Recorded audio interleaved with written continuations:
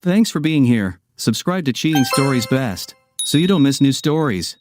Donald Gill's truck rumbled to a stop in the driveway of his suburban home.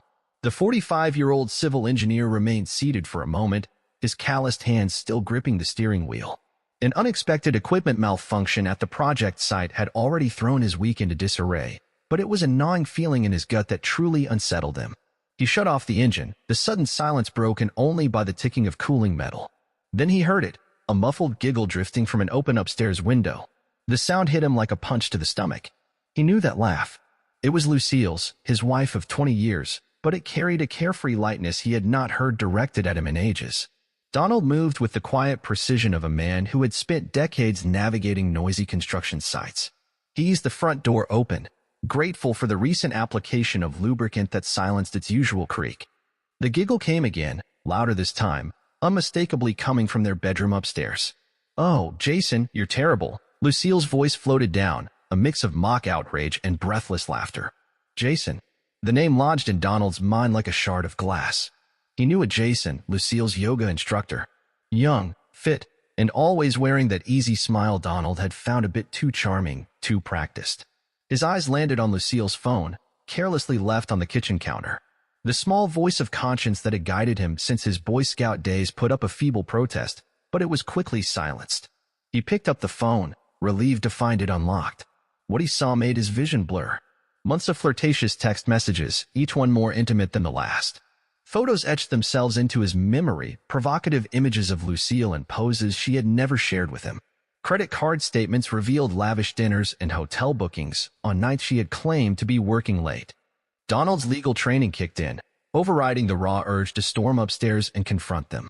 He needed evidence, clear, admissible proof. With practiced efficiency, he connected the phone to his laptop and began transferring the data to a secure cloud drive. As he worked, Donald's mind raced through the past few months. The late nights at the gallery, her sudden obsession with yoga, the way Lucille's eyes would dart away when he asked about her day. It all fit now, a puzzle of betrayal finally assembled. He finished the data transfer just as he heard footsteps on the stairs.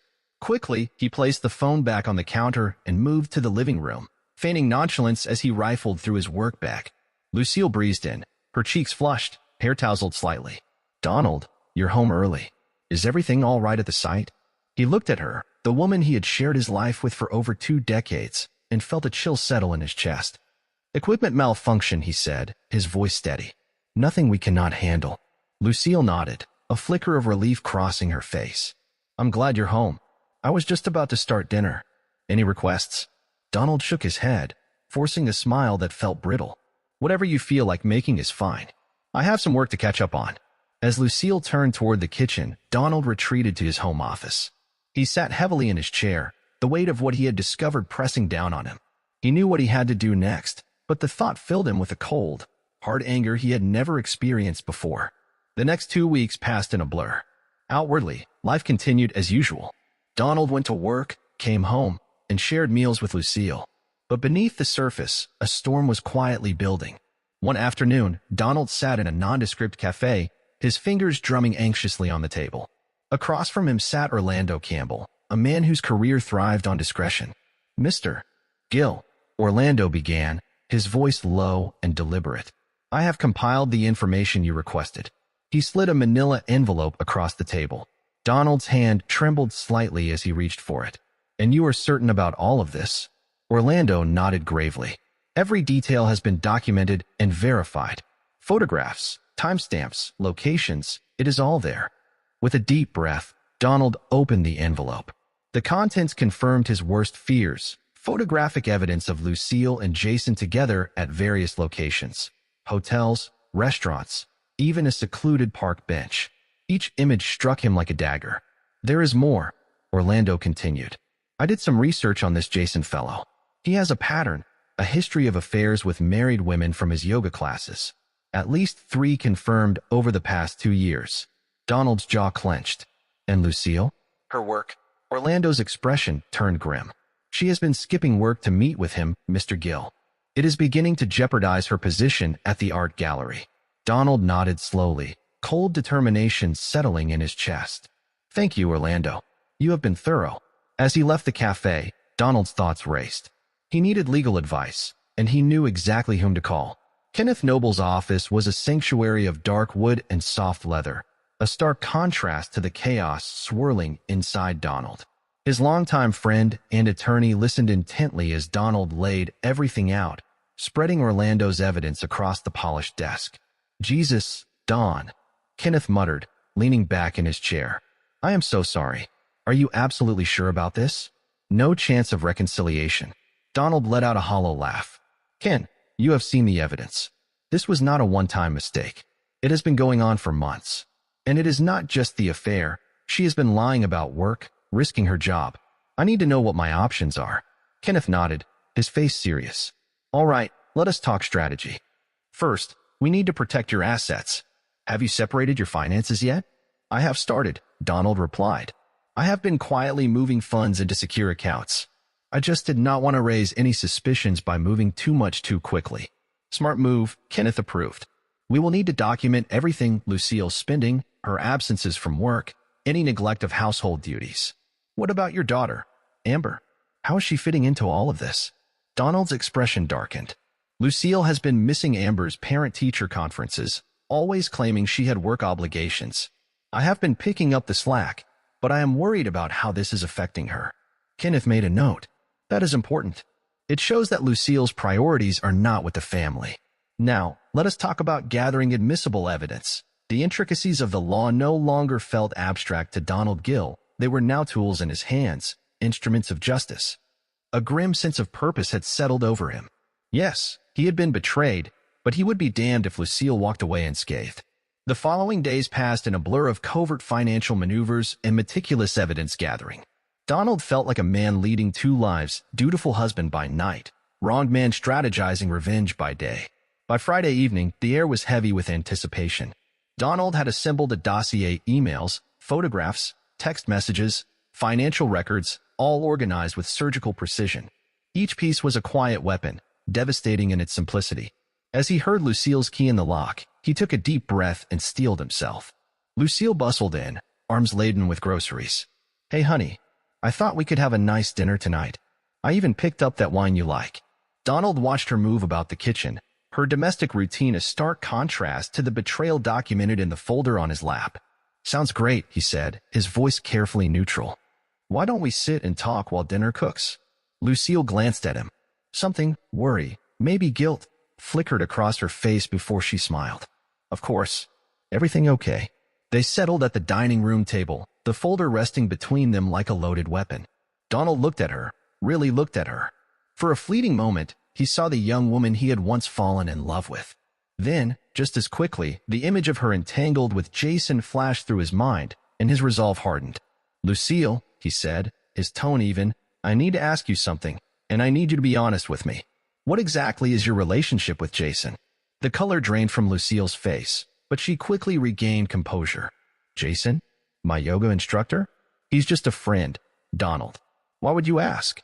Donald nodded slowly, as if considering her response. Then, with deliberate calm, he opened the folder and began laying out the evidence piece by piece. "Just a friend?" he repeated flatly, sliding a photo across the table: Lucille and Jason kissing in a hotel lobby. "Is this how you greet all your friends?" Lucille's eyes widened. Her mouth opened, then closed, unable to form words. "Or maybe this is standard friendly behavior now," he continued coldly, placing a printout of text messages between them. Messages laced with intimacy and desire. "Tell me, Lucille, do all your friends know what color underwear you prefer?" I can explain," Lucille stammered, her composure beginning to crumble. "Can you?" Donald's voice was ice. "Can you explain the hotel charges on our credit card? The days you called in sick to work but were actually with him? The money you have been funneling to him?" Tears streamed down Lucille's face. It was a mistake, a momentary lapse in judgment. "It didn't mean anything," Donald laughed bitterly. "A momentary lapse? Lucille, this has gone on for months. You have lied to me, to our daughter, to your colleagues. You have spent our money and neglected your responsibilities. Tell me, what part of that sounds momentary to you?" Before Lucille could respond, a gasp came from the doorway. They both turned to see their daughter, Amber, standing there. Her expression was frozen in shock and confusion. "Mom? Dad? What's going on?" Amber's voice quavered. Donald inhaled deeply. Amber, I am sorry you had to find out this way, but your mother, do not you dare. Amber cut in, her shock rapidly morphing into fury. I already know about Mom's affair, and I cannot believe you are being so heartless. Donald felt like he had been struck. You knew? He asked, stunned. Amber's eyes flashed. Of course I knew. Mom's been happier these past few months than I have seen her in years. And now you're going to throw everything away over something as stupid as an affair. Amber, you do not understand. No, you do not understand, she snapped. People make mistakes, Dad. But if you leave us over this, if you cannot forgive Mom, then you are dead to me. The words hung in the air like shrapnel. Donald looked from his furious daughter to his sobbing wife. A chasm opened up beneath him. Without another word, he stood and left the room. He packed a bag in the bedroom, the same room where Lucille had betrayed him again and again. From downstairs, he could hear Amber's voice, defiant and raw. Do not worry, Mom. You will get over it. Your happiness matters too. Donald zipped the bag shut, a cold knot hardening in his chest. As he walked out of the house, leaving behind the wreckage of his family, one thought crystallized in his mind. This was not over. Not by a long shot. The hotel room was sterile and impersonal, a fitting backdrop for the coldness settling in Donald Gill's soul. He sat on the edge of the bed, his laptop open, the events of the last 48 hours replaying in an endless loop. The betrayal, the confrontation, Amber's cutting words, "You were dead to me," echoing like a curse. He rubbed his eyes, his body threatening collapse from exhaustion and emotional weight, but he could not afford to break. Not yet. Not now. His phone buzzed, startling him from his thoughts. An unknown number. He hesitated, then answered. "Mr. Gill?" A crisp, professional voice asked. "This is Margaret Chun from Global Infrastructure Solutions. I hope I'm not disturbing you this weekend." Donald straightened. His mind shifted gears. "Not at all, Miss Chun. What can I do for you? We have been following your work on the Richardson project. Very impressive. We have an international infrastructure initiative launching in Singapore, and we would like to discuss your potential involvement." Donald's pulse quickened. Singapore, halfway across the world. A chance to put distance between himself and the ruins of his personal life. "I'm very interested, Miss Chun. When would you like to speak?" As he jotted down details for a Monday morning video call, a plan began to take shape. This was not just an escape. This was an opportunity. An opportunity for what? The word came unbidden. Revenge. It should have shocked him. Donald Gill, the Boy Scout, the civil engineer with a moral compass, now contemplating vengeance. But it did not. Instead, it sent a dark thrill through him. He opened a new browser tab and began researching divorce laws in his state, Jason's background, Lucille's financial records. If he was going to do this, he would do it with precision. Hours passed. The room darkened as the sun dipped below the horizon. Donald barely noticed. His eyes were glued to the screen. Then, just past midnight, a forum post made him sit upright. A yoga student, complaining about an instructor named Jason. She mentioned inappropriate advances, gambling debts, and connections to local loan sharks. Donald's lips curled into a mirthless smile. This was it. Jason's Achilles heel. He leaned back, his mind racing. The Singapore project. Jason's addictions. Lucille's financial misconduct. The pieces were all there. He picked up his phone again and dialed a familiar number. "Kenneth, it's Donald. I know it's late, but I need your advice. How familiar are you with international contract law?" As he outlined his thoughts, a sense of purpose returned. This was not just about making Lucille and Jason suffer. It was about reclaiming control. About ensuring that they felt every ounce of the pain they had inflicted on him. By the time the sun rose, casting pale light across the sterile hotel room, Donald had the skeleton of a plan. He would accept the Singapore offer. He would use the distance and legal complications to his advantage. And he would make certain, absolutely certain, that both Lucille and Jason learned the true meaning of consequences. Donald stood and stretched, his muscles stiff. He walked to the window. The city was stirring below, unaware of the storm brewing in room 412. He pressed his palm to the cold glass, his reflection staring back with unflinching resolve. "Be prepared," he muttered, a twisted echo of his Boy Scout oath. Oh, he would be prepared, and they would never see it coming. Messages were sent, targeted and precise. Not to all of Jason's yoga clients, of course, just the married women. Just enough to ignite whispers, to plant the seeds of suspicion. Did you know your instructor has a history of pursuing married students? Are you aware of Jason McKenna's gambling debts? Send, send, send. Donald leaned back in his chair, imagining the digital grenades he had just lobbed into Jason's world. Rumors would spread. Clients would leave. Financial pressure would begin to mount, and that was just the beginning. He picked up a burner phone, purchased in cash, completely untraceable, and dialed a number he had obtained through less than legal means. Yeah, a gruff voice answered. Is this Big Mike? Donald asked calmly. Who's asking? Someone who thinks you might want to know about a new income stream involving Jason McKenna. I hear he owes you quite a bit. There was a pause. I'm listening. Donald smiled. The loan sharks would apply their own brand of pressure now. Jason would find himself squeezed from all sides. With that task complete, Donald turned his attention to the shared investment portfolio he once managed with Lucille. A few calculated trades could make it appear as if Lucille's decisions had led to significant financial losses. It would not be enough to bankrupt them. He was not about to sabotage his own future, but it would certainly add more stress to her already crumbling foundation. As he executed the trades, his thoughts drifted to Amber. Her betrayal still stung. Her words echoed relentlessly. But Donald could never bring himself to target his daughter. Instead, he quietly secured her college fund in a separate, protected account. Let Lucille and Jason's future unravel, not Amber's. The rest of the day passed in a blur of meetings and video conferences. Donald played his role perfectly, the brilliant, focused engineer immersed in Singapore's massive infrastructure project. But underneath that calm exterior, his mind was always turning, calculating, refining the next step. That night, he made one final move.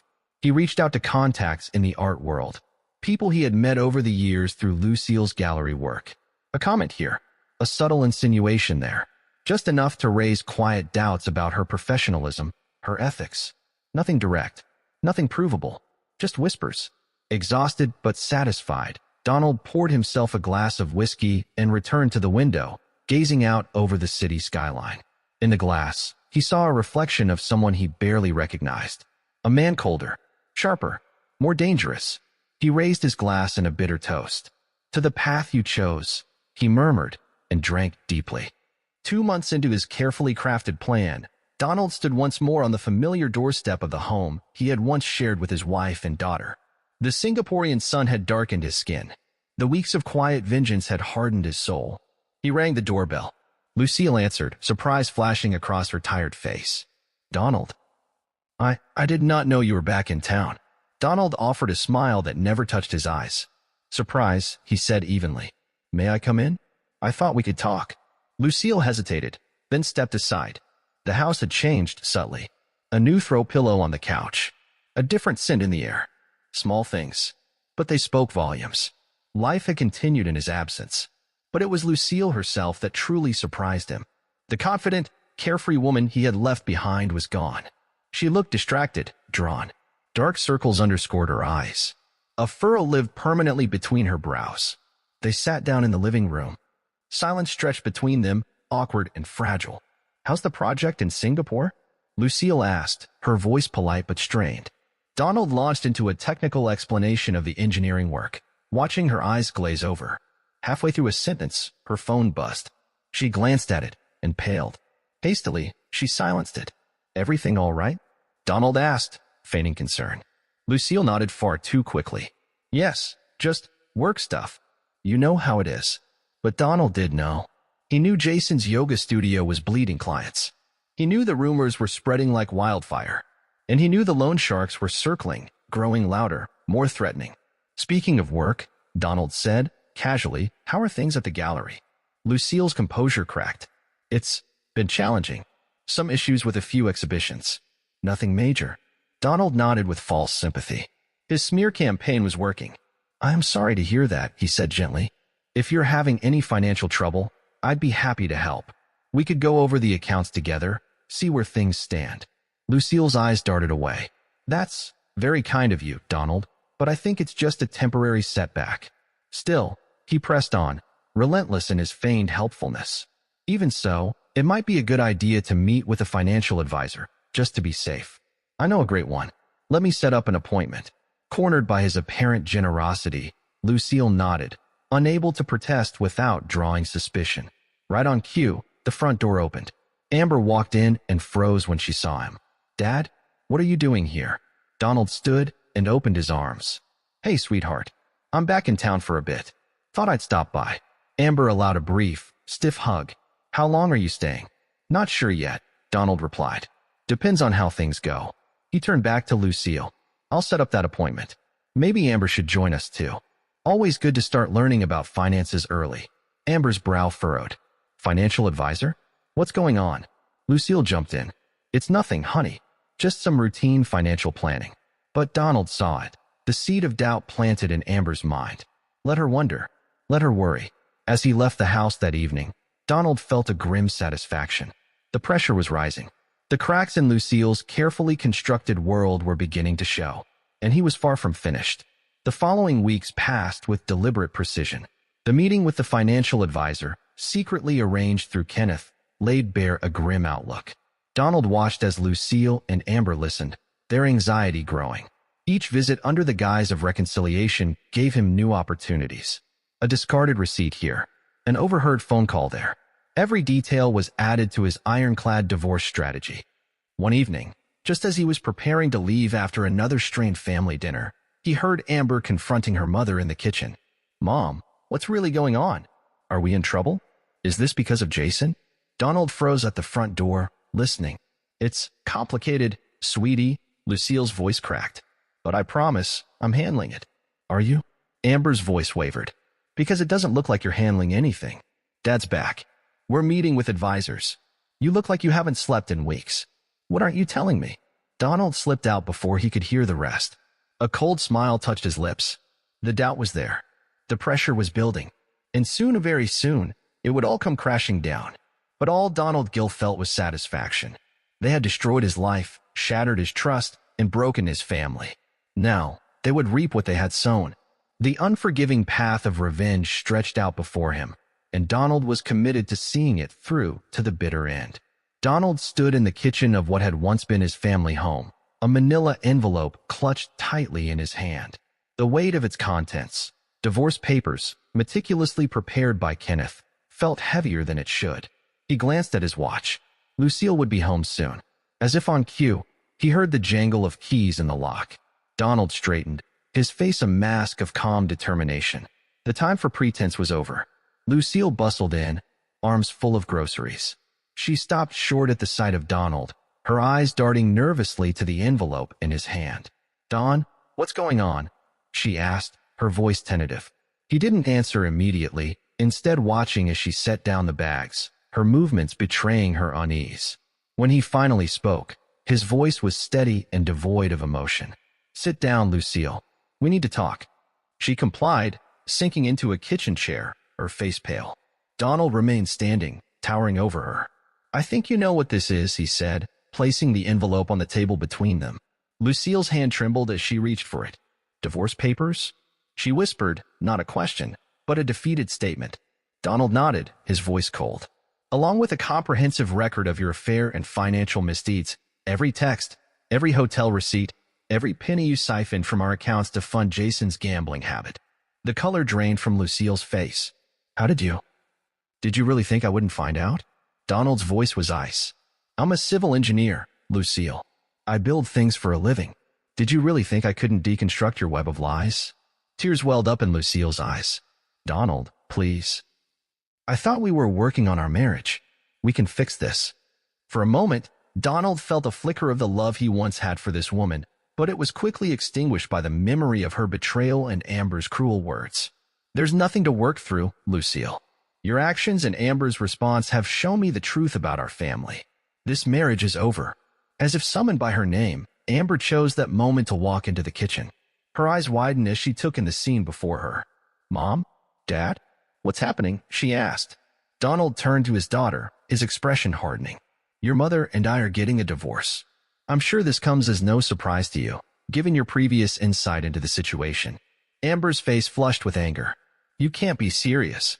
"Mom made a mistake, Dad. People deserve second chances." Donald's laugh was harsh. "Let me show you what your mother's mistake has cost us." He pulled out a series of financial documents from the envelope and spread them across the table. "Your mother has been funneling money to Jason for months. Money from our joint account. Money earmarked for your education. Amber's eyes widened as she scanned the documents. Mom, is this true? Lucille's sobs were answer enough. Amber stumbled back, her righteous anger deflating as the reality of the situation sank in. Donald watched the doubt creep into his daughter's eyes, feeling satisfaction. I'll be moving out. My lawyer will be in touch regarding the division of assets and custody arrangements. As he turned to leave, Lucille's voice, small and broken, stopped him. Donald, please. I love you. We can fix this. He paused at the doorway but didn't turn back. Love? You don't even know the meaning of the word. With that, he walked out, leaving behind the wreckage of his family.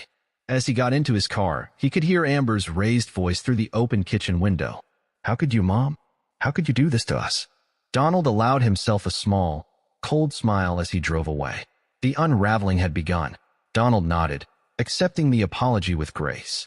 I understand you were doing your job, Miss Chun. I'm just glad we were able to uncover the truth. The CEO, a gruff man named Harrison Wells, cleared his throat. Donald, I won't mince words.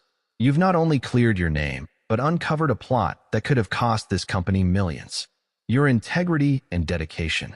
Well, they're exactly what we need in a leader. Donald's eyebrows rose. Sir, we'll be announcing a restructuring next week. I'd like you to consider taking on a more senior role. VP of International Projects, perhaps? As the meeting adjourned, Donald felt a weight lift from his shoulders. His professional reputation wasn't just intact, it had been enhanced. The future, which had seemed so uncertain just days ago, now held new promise. But there was still one more battle to fight, the divorce proceedings. After months of dragging on, the divorce was brought to a swift conclusion in light of the new developments. Lucille, her leverage evaporated with the dismissal of the bribery allegations, had little left to negotiate. In the end, she received minimal alimony, with her infidelity and financial misconduct working against her. The judge was particularly unimpressed by her attempts to use the false bribery accusations to gain an advantage. As they left the courthouse for the last time, Donald saw Jason waiting by a beat-up car in the parking lot. The once confident yoga instructor now looked haggard, the strain of the past months evident in his posture. Lucille paused, looking between Donald and Jason, indecision clear on her face. Donald merely nodded to her and walked away. He had no more words for either of them. Later that evening, as Donald packed up the last of his things from the family home, Amber appeared in the doorway of his old office. Dad. Her voice was small and hesitant. Can we talk? Donald turned, regarding his daughter coolly. What is it, Amber? She stepped into the room, wringing her hands. I'm sorry for everything. For not believing you, for defending Mom. I was wrong. For a moment, Donald felt a flicker of his old affection for his daughter, but the memory of her cruel words, "You're dead to me," still stung. I appreciate your apology, Amber, he said quietly, but it doesn't change what happened. Amber's eyes filled with tears. I know. I miss you, Dad. Can't we try to fix this? Donald sighed, feeling suddenly very tired. Some things, once broken, can't be easily fixed. I'll always be your father, Amber, but our relationship, it needs time. He turned back to his packing, effectively ending the conversation. He heard Amber's quiet sobs as she left the room, but he hardened his heart against them. Trust, once shattered, was not easily rebuilt. The next day, Donald moved into his new home, a sleek, modern apartment that bore no resemblance to the suburban house he'd shared with Lucille.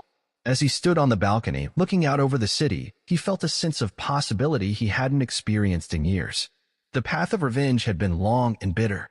He had lost his marriage, strained his relationship with his daughter, and nearly lost his career. But he had also rediscovered his strength, his resilience, and his self-respect. Donald Gill raised a glass to the setting sun, a solitary toast to new beginnings.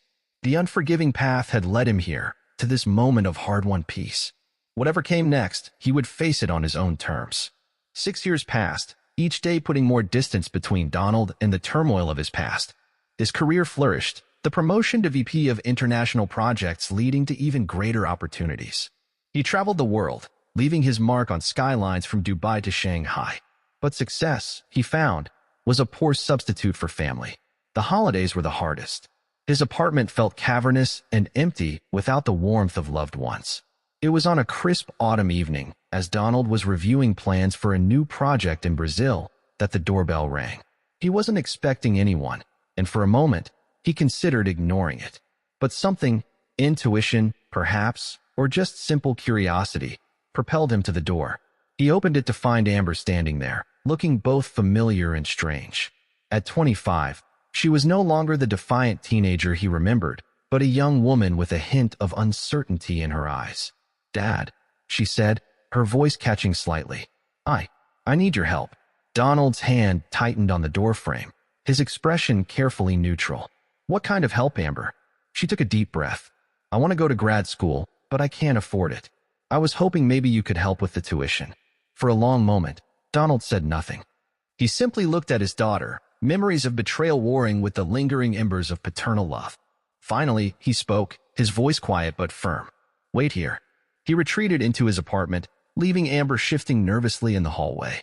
When he returned, he was holding a sealed envelope. "I think," Donald said slowly, "that you should ask your real father for the money." Amber's brow furrowed in confusion. "What are you talking about? You are my real father." Donald held out the envelope. "Open it." With trembling hands, Amber tore open the envelope and pulled out the contents. Her eyes widened as she scanned the document. This can't be right," she whispered, her face pale. "I had suspicions for years," Donald said, his voice devoid of emotion. "Your mother's affair with Jason started earlier than I initially thought. I got the test done after the divorce, but I never found the right moment to tell you. Or perhaps I just didn't want to hurt you further." Amber looked up from the paper, tears streaming down her face. "Dad, please. This doesn't change anything. You raised me. You're my father in every way that matters." Donald shook his head slowly. "No, Amber. This changes everything. It explains why you were so quick to defend your mother. Why you turned on me so easily. Blood will out, as they say." "Dad, no, please." Amber reached out, but Donald was already stepping back, his hand on the door. "You're nothing to me," he said, the words falling like hammer blows. "Go ask Jason for the money. I'm sure he'll be thrilled to know he has a daughter." With that, Donald closed the door, shutting out Amber's anguished cries. He leaned against it, feeling a complex mix of emotions, vindication, sorrow, and a grim sense of finality. His revenge was complete. He had lost both his unfaithful wife and the daughter who had betrayed him. But in that loss, he found a strange sort of freedom. The last ties to his old life were severed. Whatever came next, it would be entirely on his terms. Donald walked to the window, looking out at the city sprawled before him. The unforgiving path had led him here, to this moment of stark, solitary triumph. He had survived. He had prevailed. And in the end, that would have to be enough.